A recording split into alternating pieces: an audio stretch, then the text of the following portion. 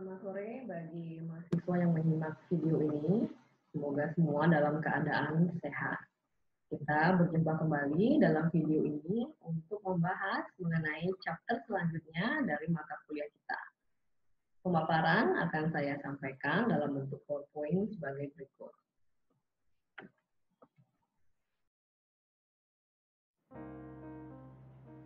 Materi kali ini akan membahas mengenai lingkungan ekonomi pada pemasaran global atau international business.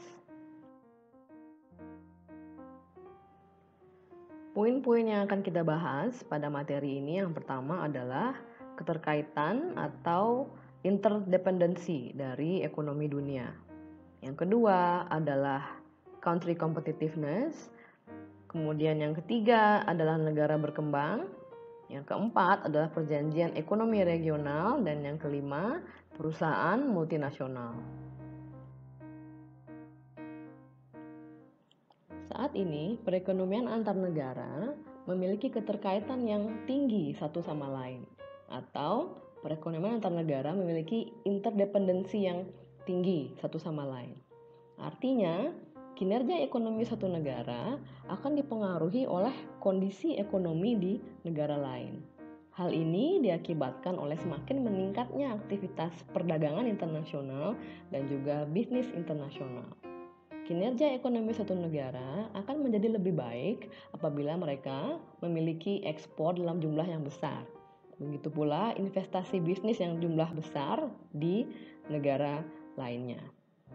Ekspor yang tinggi dan juga investasi yang tinggi di negara lain tentu akan dipengaruhi oleh kondisi ekonomi di negara tujuan tersebut.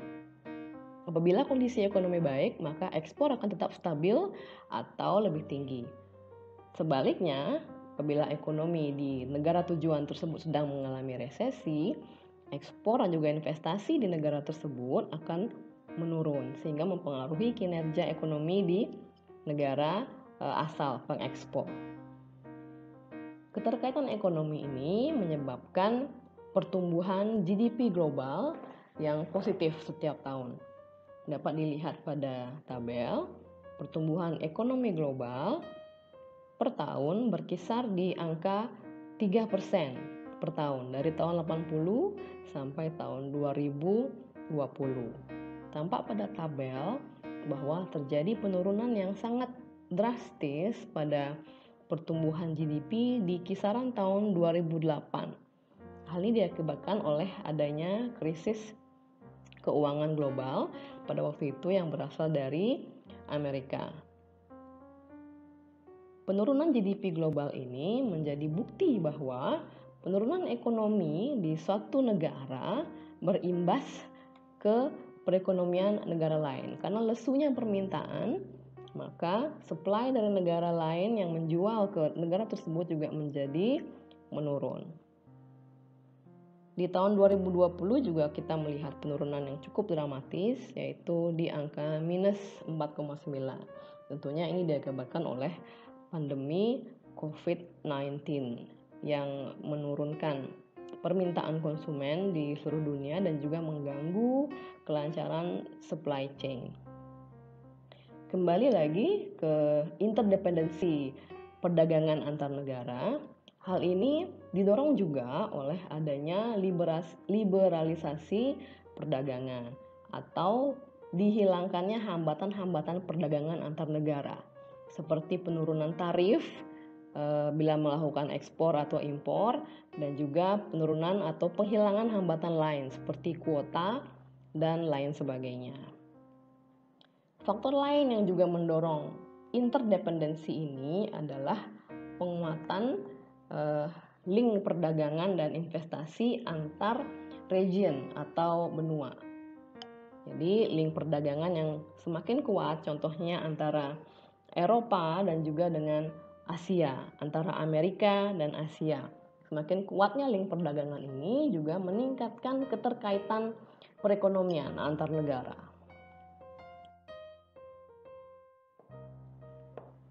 Globalisasi atau peningkatan aktivitas perdagangan internasional dan bisnis internasional telah membantu perekonomian negara berkembang secara lebih signifikan bila dibandingkan dengan negara maju.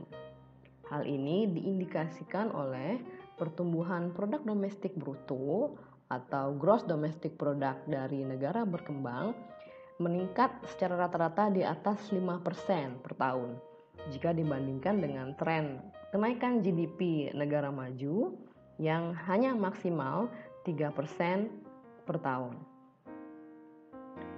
Membantu negara-negara miskin dan berkembang untuk mengejar ketertinggalan ekonomi adalah manfaat dari adanya globalisasi.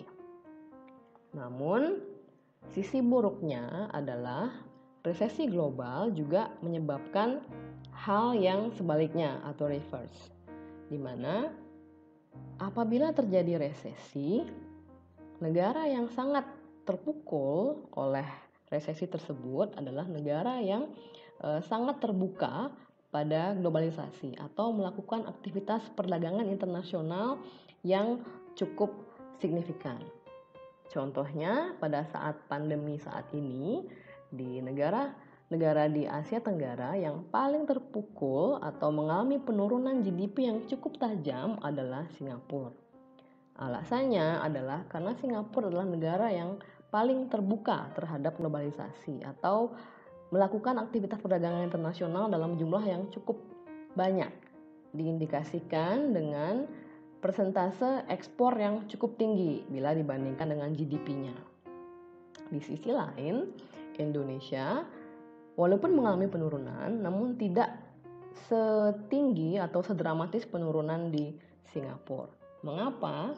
Karena aktivitas perdagangan internasional Indonesia tidak sebanyak yang dilakukan oleh Singapura. Intinya aktivitas ekspor tidak begitu banyak di Indonesia, di mana Indonesia lebih banyak mengandalkan konsumsi domestik atau pengeluaran masyarakat domestik.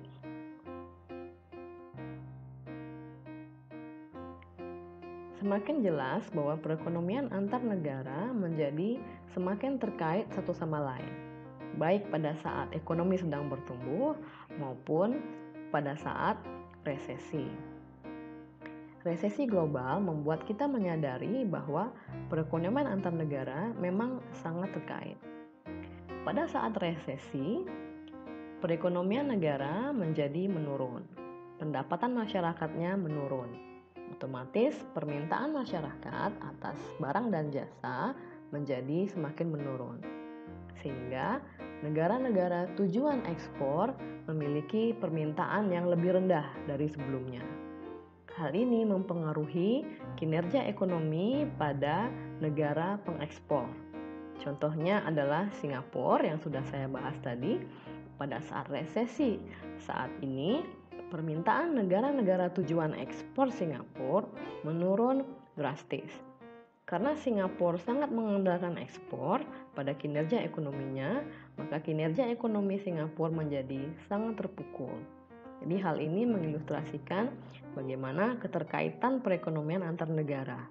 Apabila perekonomian negara lain sedang menurun atau mengalami resesi, hal ini juga mempengaruhi kondisi ekonomi negara lain. Dalam hal ini Singapura sebagai negara pengekspor. Dalam hal impor juga dijelaskan pada ilustrasi berikut, yaitu pada tahun 2018 sekitar 15% yang dikonsumsi oleh masyarakat Amerika adalah barang impor, yaitu diukur berdasarkan atas rasio impor terhadap GDP. Dengan persentase ini, Amerika Serikat sebetulnya lebih kebal dari external shock atau tekanan eksternal dibandingkan dengan Inggris atau Thailand. Karena rasio impor terhadap GDP di Inggris dan Thailand masing-masing 32% dan 50%. Artinya, apabila terjadi kenaikan harga impor atau kelangkaan barang impor, ekonomi Amerika tidak akan begitu terpukul jika dibandingkan dengan ekonomi di Inggris atau Thailand akibat kenaikan harga barang impor tadi dan juga akibat kelangkaan barang impor tadi. Di samping aktivitas perdagangan yang telah kita bahas tadi, yaitu aktivitas ekspor dan impor, perekonomian satu negara juga sangat dipengaruhi oleh foreign direct investment, portfolio investment, dan juga arus finansial pada pasar uang internasional. Kita bahas pertama foreign direct investment atau investasi asing langsung. FDI atau foreign direct investment ini adalah investasi dalam bentuk fasilitas manufacturing atau layanan di negara asing dengan intensi atau niat untuk mengelolanya secara aktif. Contoh dari FDI adalah saat suatu perusahaan multinasional berinvestasi di negara lain untuk membangun pabrik. Seperti yang saya sampaikan pada pertemuan kemarin, bahwa contohnya adalah perusahaan Adidas yang membuka pabrik sepatu di Vietnam, atau perusahaan multinasional yang membuka kantor layanan di negara asing atau negara lain. Jadi hal ini adalah suatu bentuk dari semakin atau indikator dari semakin terintegrasinya ekonomi. Manfaat dari FDI ini bagi negara tujuan adalah pajak yang dapat ditagihkan oleh pemerintah. Di samping itu juga adalah semakin terbukanya lapangan pekerjaan saat suatu multinational corporation membuka fasilitas pabrik di negara asing, maka masyarakat di negara asing tersebut memperoleh kesempatan untuk mendapatkan lapangan pekerjaan. Di samping itu, sumber daya lokal seperti bahan baku lokal dan lain-lain juga akan terserap dengan adanya pabrik tersebut.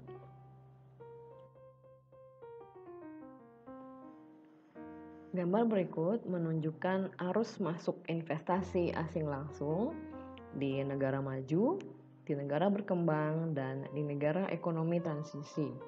Negara ekonomi transisi maksudnya adalah negara yang merubah struktur ekonominya dari central planning atau sosialis menjadi liberal atau pasar bebas. Dapat dilihat pada gambar bahwa garis yang berwarna hijau mencerminkan FDI inflows pada negara maju, dan yang berwarna oranye mencerminkan FDI inflow rate pada negara berkembang. Dapat dilihat pada circle di sebelah kanan bahwa FDI inflow di negara maju mengalami minus 27% dari tahun 2005 sampai 2017. Sedangkan di negara berkembang profilnya terus meningkat dan menunjukkan kenaikan sebesar 2% dari tahun 2015 sampai 2017 per tahunnya. Hal ini menunjukkan bahwa minat perusahaan multinasional untuk berinvestasi di negara berkembang semakin meningkat. Hal ini diakibatkan oleh biaya tenaga kerja yang relatif lebih rendah di negara berkembang dan juga harga bahan baku atau material yang juga relatif lebih murah di negara berkembang. Cost yang lebih rendah akan mendorong atau dapat membantu perusahaan multinasional untuk menghasilkan produk yang lebih murah, sehingga produk-produk mereka dapat lebih bersaing di pasar global.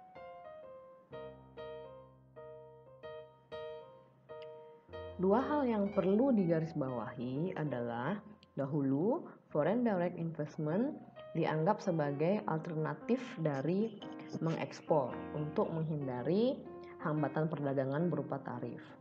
Contohnya adalah produsen sepatu dari Amerika mengekspor produknya ke Vietnam untuk dijual di sana dikenakan tarif sekian persen sebelum memasuki pasar Vietnam. Hal ini menyebabkan sepatu dari produsen Amerika tersebut menjadi lebih mahal dibandingkan dengan produk sepatu dari produsen lokal Vietnam karena tidak dikenakan tarif. Sehingga dahulu produsen-produsen asing atau perusahaan multinasional menganggap foreign direct investment adalah alternatif dari mengekspor untuk menghindari hambatan tarif tersebut. Namun saat ini foreign direct investment dan perdagangan internasional atau ekspor impor merupakan hal yang saling melengkapi atau komplementer.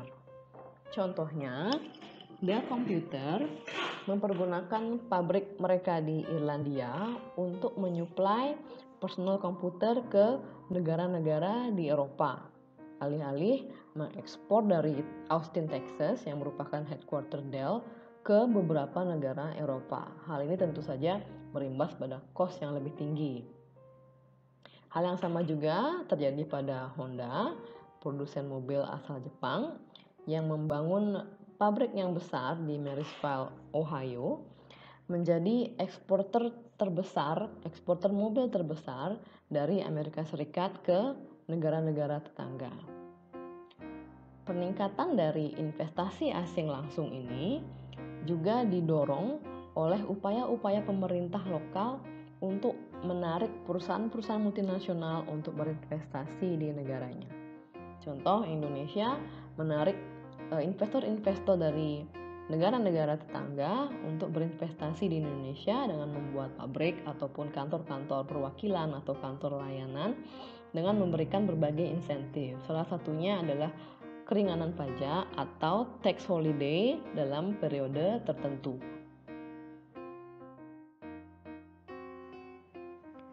Terkadang perselisihan perdagangan juga dapat mendorong dilakukannya foreign direct investment. Investasi perusahaan Jepang di Amerika adalah akibat dari adanya ketidakseimbangan perdagangan antara Amerika dan Jepang. Dan karena tekanan dari pemerintah Amerika kepada pemerintah Jepang untuk melakukan sesuatu agar dapat mengurangi defisit neraca perdagangan Amerika. Ilustrasinya adalah karena Amerika mengalami defisit neraca perdagangan dengan Jepang diakibatkan oleh begitu banyaknya mobil Jepang yang diimpor ke Amerika karena permintaan konsumen begitu tinggi. Hal ini menyebabkan impor Amerika melebihi dari nilai ekspornya, sehingga neraca perdagangan Amerika mengalami defisit. Untuk itu, pemerintah Amerika mendorong pemerintah Jepang atau investor-investor dari Jepang seperti Honda, Toyota, Nissan, dan Mitsubishi untuk melakukan foreign direct investment di Amerika, yaitu men-set up pabrikasi mereka di Amerika Serikat, sehingga mobil-mobil Jepang tersebut dapat diproduksi di Amerika Serikat untuk dipasarkan di Amerika Serikat, sehingga Amerika Serikat tidak perlu lagi mengimpor mobil-mobil Jepang tersebut. Dengan demikian, neraca perdagangan Amerika tidak lagi mengalami defisit.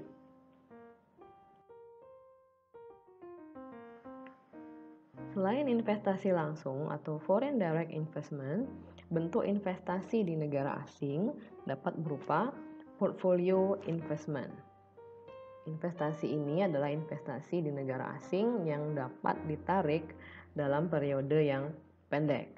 Contohnya adalah investasi pada saham dan obligasi asing.